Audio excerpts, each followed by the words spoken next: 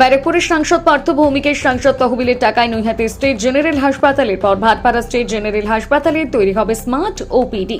সেই মতো Bhatpara state general হাসপাতালে স্মার্ট ওপিডি তৈরির নতুন ভবনের শিলান্যাস হলো আজ। সেই অনুষ্ঠানে উপস্থিত ছিলেন সাংসদ পার্থ ভৌমিক, জগদ্দলের বিধায়ক সোমনাথ শ্যাম, জেলা স্বাস্থ্য সচিব সমুদ্র সেনগুপ্ত, উত্তর 24 পরগনা ডিএম সহ বিশিষ্ট ব্যক্তিবর্গ। প্রসঙ্গত ভাটপাড়া স্টেট জেনারেল হাসপাতালে চিকিৎসা পরিষেবা নিয়ে বারবার ক্ষোভ দেখা গিয়েছে এলাকার মানুষের মধ্যে। তাই হাসপাতালে স্মার্ট ওপিডি করার কথা মুখ্যমন্ত্রী মমতা বন্দ্যোপাধ্যায় নিজে নৈহাটি এসে করেছিলেন। সেই মতো কাজ শুরু হলো।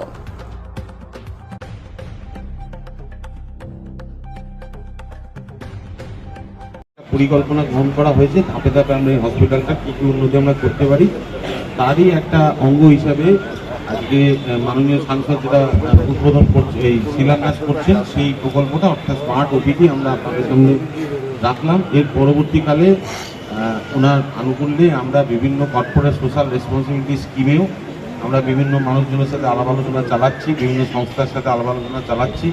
তারা অত্যন্ত খুশি মনে আমাদের এই হসপিটালকে বেশ কিছু বড় মাপের ইকুইপমেন্ট, যন্ত্রপাতি এগুলো দেবেন। হসপিটাল ভাটপাড়া মিউনিসিপ্যালিটি আয়োজন করেছে খুব সুন্দর অনুষ্ঠান।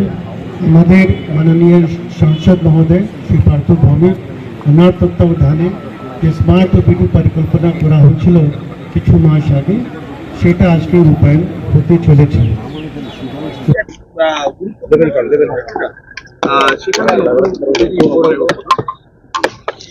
এটা তো বাংলার মাননীয় মমতা বন্দ্যোপাধ্যায়ের পরিকল্পনা স্মার্ট ওপিডি। সেই মমতা ব্যানার্জির পরিকল্পনা এবং নৈহাটিতে বড়মান মন্দিরে এসে তার ঘোষণা যে এই দুটো হাসপাতাল রাজ্য সরকার দেখবে।